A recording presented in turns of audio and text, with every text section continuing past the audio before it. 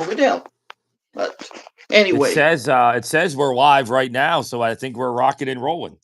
no, I know, but I'm live on my phone. Was Okay, open. yeah, it wouldn't let me do it on the There we go. other There we than the go. phone. So There yeah, we go. yeah. There we go. Think now it's walking.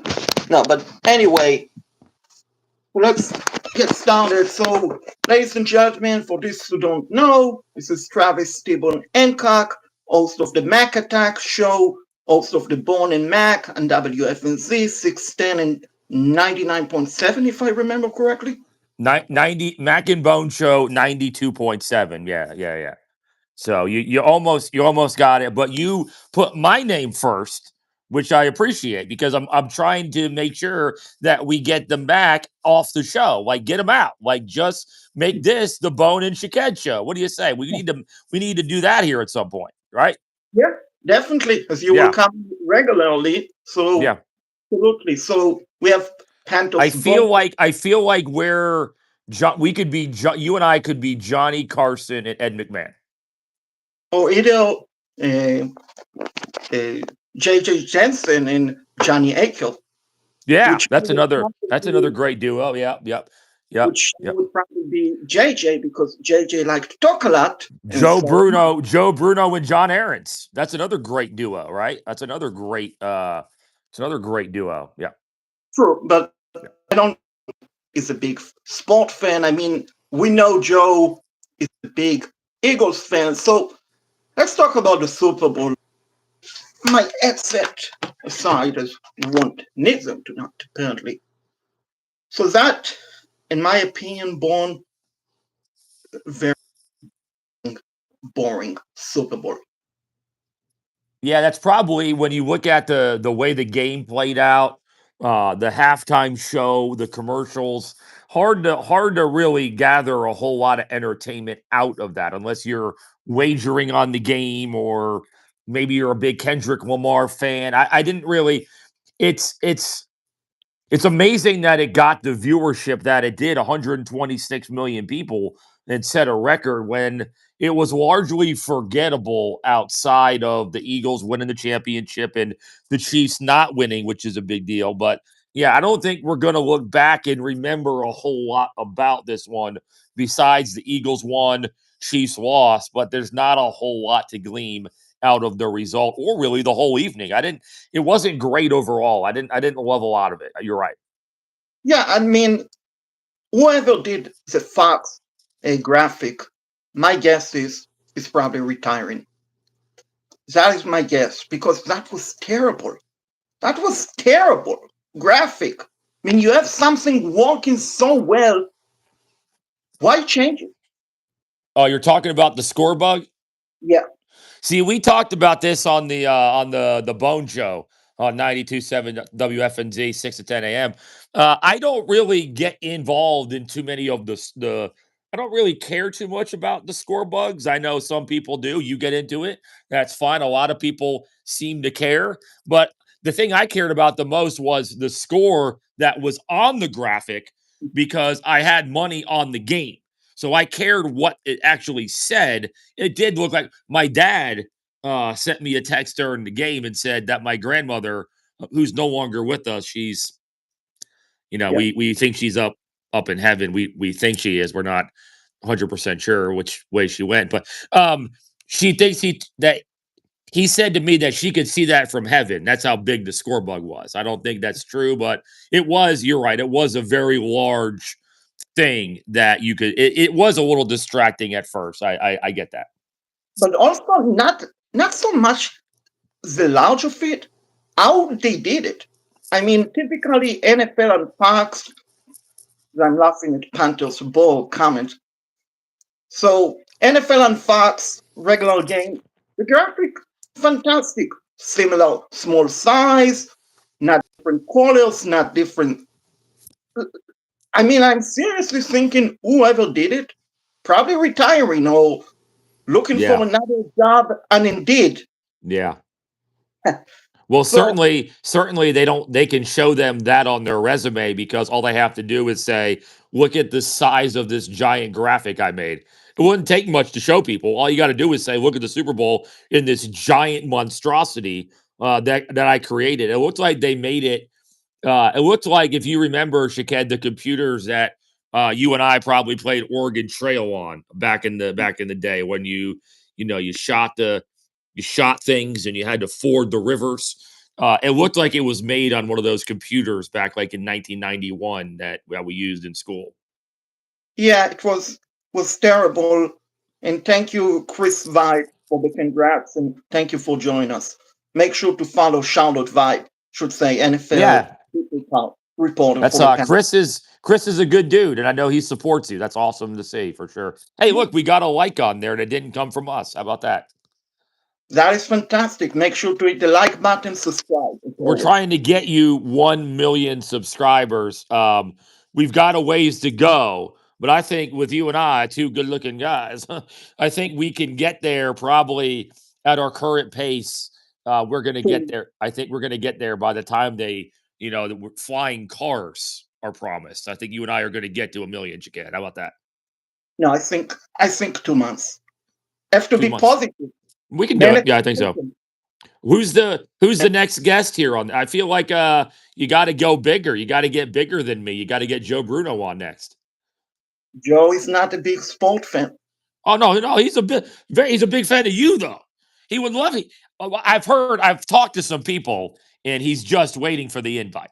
He's just waiting for the invite. Well, Joe, follow me on X, Twitter, MySpace. You name it.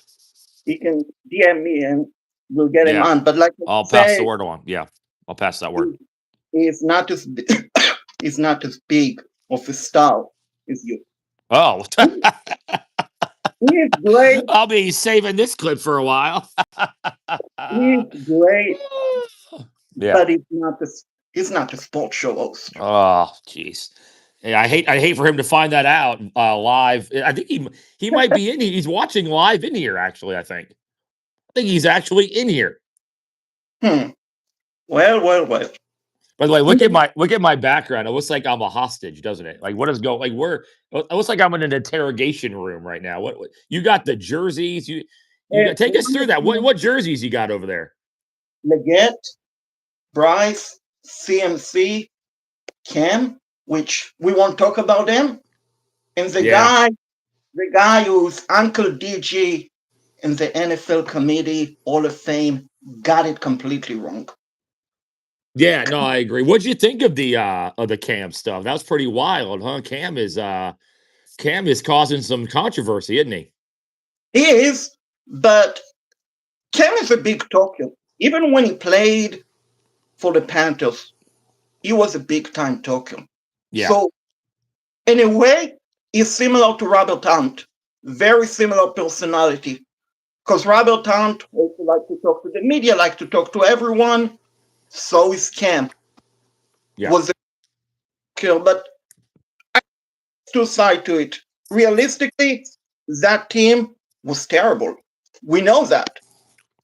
But at the same time, he probably shouldn't have said what he said, but he doesn't play for the team. So if I think honestly he give you guys shows on the radio talking points and stuff to talk about. Yeah, it's interesting too. Like he wants to be in the media, and we know he's good at causing discussions and things to talk about. But at the same time, he's not exactly, you know, s- i- if he's going to be in the media, he's going to have to choose his words more wisely, because he's alienating those that allowed him to be in the media. He didn't do this on his own. And when you call guys flat out losers like he did, and the list of guys that could be grouped in there, whether it's Steve Smith, Charles Johnson, I know Jordan Gross and Captain Mutterwin are also not happy with it. Like, he called a lot of guys that ended up being part of that run with him losers. It just that the wording of it, if he whether he meant it or not, I don't know what he meant. But the fact that we're always trying to clean up what Cam said as he's in the media, we're all going to get tired of always trying to translate Cam and what he means, and he's only been doing it for so long, and it's already getting tiresome. No, I agree with you, but I think honestly, Cam is probably going to try to do the independence media stuff. I Yeah. don't. I know. I believe he's on Fox right now, on one of the Fox show. But I think honestly, Cam is going to be better to focus in on doing a podcast because he has a big attitude, and not in a bad way. But if you want headlines, you have to get interview. You have to interview Cam because he's a big time talker, and he will provide you headline, whether it's FCC allowance or not to be determined, but he's going to provide you headlines. So let me ask you about the Hall of Uh-oh. Fame. There we Oh, go. Yep. Sorry, I yeah. hit a button there and I ended up upside down. Yeah, no, I sorry about that. No, I agree that he's probably better. You're 1,000% right. He's got to be on his own and on the national platform. These things are gonna happen a lot. I think you're 100% right. So let me ask you about the Hall of Fame. I know you guys said Darren Gant from Panthers.com, Hall of Fame voter. In my, what I don't understand, Born, is why did they change the rules? Because, in my opinion, as I made a video the other day, which is posted NFL award on my channel, I basically feel like with the new rules that they changed, they're basically choosing between a great player and a great player getting in or out because everyone said Luke played for 8 years. Patrick Willis also played for 8 years, but Patrick Willis got in 2 years ago. Torrey Holt is not in. In my opinion, here's what they should do. Players who retired after 10 years, allow 4 of them to get in, assuming they meet the criteria. Players who retire prior to 10 years, three of them, three of them get in. That would have meant Jarrett Allen, Antonio Gate, Luke Kuechly would have been voted in, and Torrey and Steve Smith Sr. probably would have been voted in the first category. So basically, in my opinion, they are punishing deserving players, and they got it completely wrong. Yeah, I mean, Patrick Willis did have to wait, and it appears Luke Kuechly may have a similar wait. I don't get it either. It's frustrating now that Panthers are lining up for the Hall of Fame that there seems to be a wait. But yeah, I don't quite understand. I don't know why there has to be a set number, like whether it's a lot, a little, like who's ever deserving in that moment, whether it's first ballot, guys that waited, whatever, like whatever that class is, if it's 3, if it's 4, if it's 5, if it's 2, like whatever, like don't minimize it, don't like whatever, like the Hall of Famers deserve to be Hall of Famers regardless of the number of people. So it's frustrating to me. And then, for example, next year, say we go 4 again. Well, Drew Brees is up. That's a first ballot, no doubt Hall of Famer. Larry Fitzgerald is up. First ballot, no doubt Hall of Famer. So if we're going to have smaller classes, well, there's 2 already. So that's going to hurt Smitty, unfortunately, big time. Frank Gore is up next year. He had 20,000 yards of offense. I guess he may have to wait. I don't know. Jason Witten made 11 Pro Bowls. Is he going to wait? Probably. But when you minimize the classes, I think Kuechly can get in next year. But with the weight at wide receiver, when you're going 4 classes, if that's the way they're going to go, Smitty's hurt by that, and a lot of guys are going to have to wait more and more. And I think if they're deserving, they're deserving. Let's not just make it a certain number. Let's get the right guys in. Baseball does it that way. Baseball, it might be a 1-man class. It might be a 2-man class. It might be a 4-man class. It doesn't matter. It just depends on who's worthy of the Hall of Fame, and that's what it's all about. Is the guy worthy, not the size of the class? Yeah, I agree. I think they do it because of the size of the class, but I'm going to play conspiracy theory and stating if Luke Kuechly, had played for the 49ers, if Steve Smith would have played for the Cowboys, they would have been voted in because they don't want to say it. But obviously, they rather voted in a team, a player who played for a high-profile team than a player who voted for a low-profile team.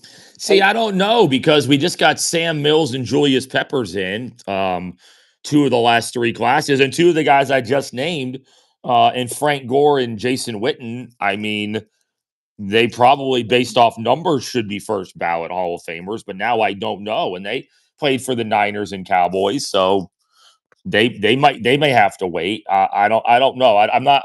It's going to be interesting to see how it works going forward. Like Larry Fitzgerald's a first ballot Hall of Famer. He's a Cardinal. It's not a historic team by nature, but we'll see how it plays out next year. Hoping at least Luke can get in for next year.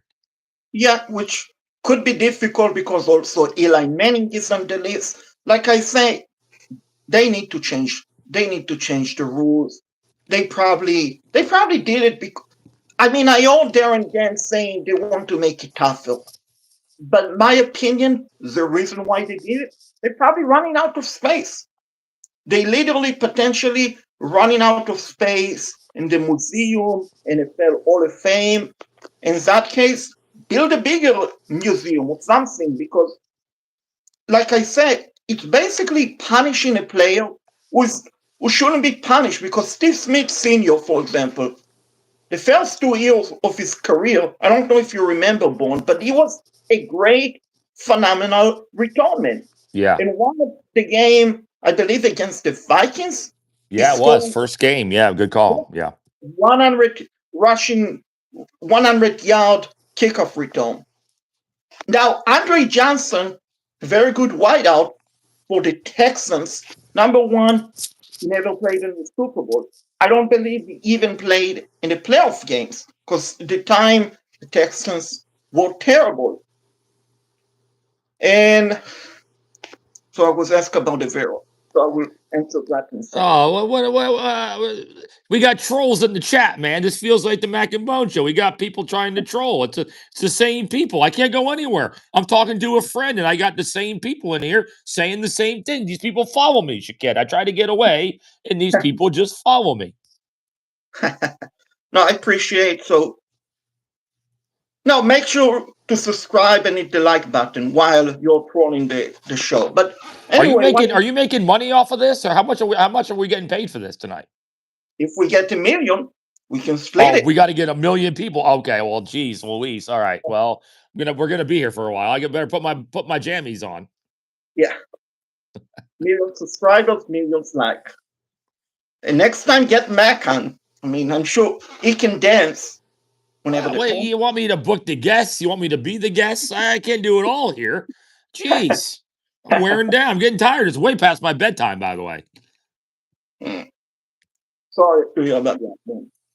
So anyway, was saying that back to Andre. He never made a playoff. He never played in Super Bowl. Obviously, he was only one wide. I'm trying to remember if back when he played, was he basically the only literally best wide receiver on the team or not? Because Andre Johnson, he made the playoffs 5 times with Houston.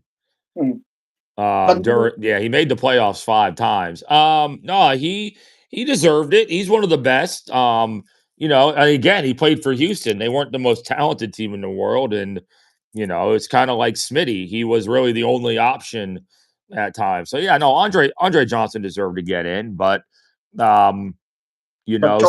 Yeah, sorry, go ahead. Sorry, but Torrey Holt in a way put up better numbers than Andre Johnson.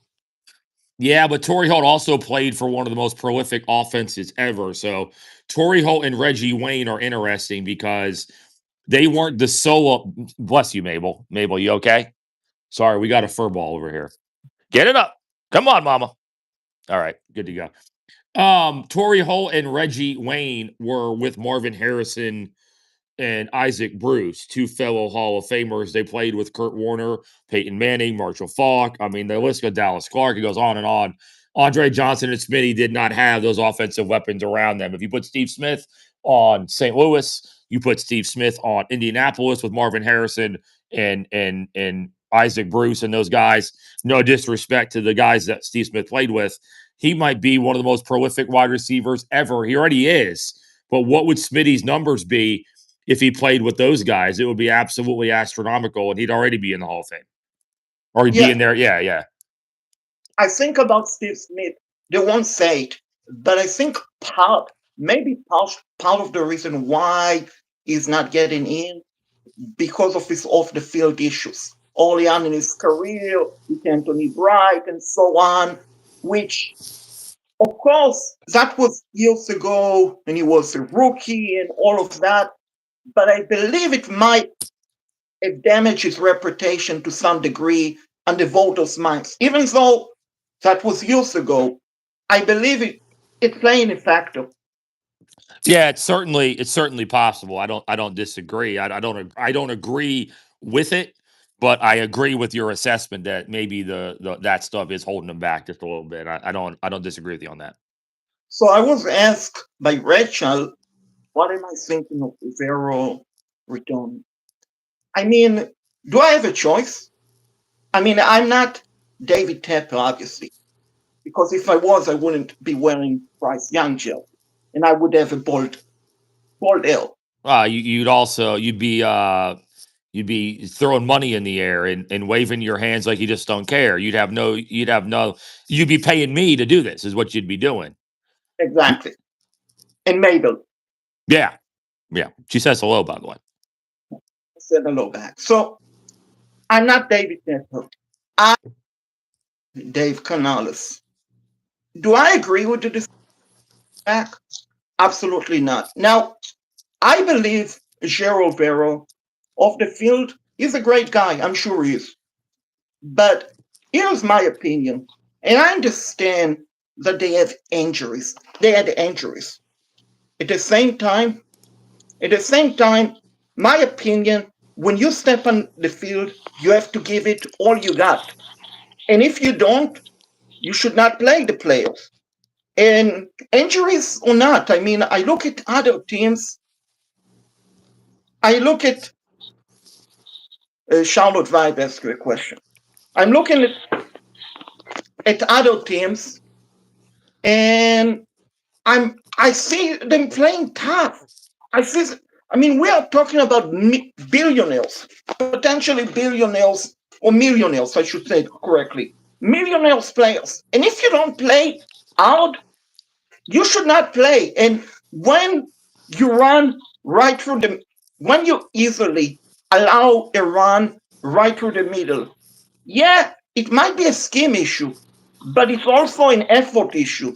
And I understand Derek Brown was basically missed the season after the Saints game, but we look at the Saints game, first game of the season last year. Even with Derek Brown, the defense couldn't stop anyone. They allowed rushing yard. They allowed Derek Carr. They made Derek Carr look like Joe Montana out there, and he's not. Nowhere near Joe Montana talent level. And then I look at 2023. Everyone's saying, wow, the defense was outstanding. They had more talent. But look at the rushing yardage. Look at the Falcons road game, week 1. Look at home opener, week 2 against the Saints.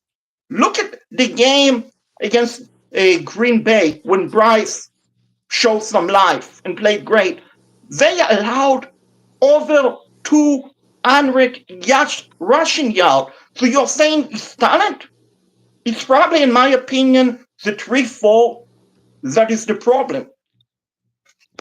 No, because you look at Vic Fangio just did. He's got the similar scheme as Avero, and they just won a championship and had one of the best defensive performances ever. It's not always about the scheme. Look, Avero did not have a good year, and he will be on the hot seat next year. But when you take away Derek Brown, when you take away Louvu, when you take away Shaq Thompson's leadership, you take away Burns, the defense was never going to be the same as it was. Did we think it was going to be this bad? Of course not.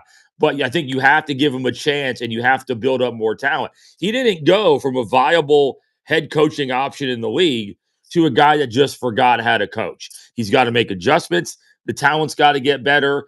If they can just get this to an average defense, away we go. But I think he earned at least one more spot at this. And I do not think it was scheme. I think it was talent and in-game coaching adjustments.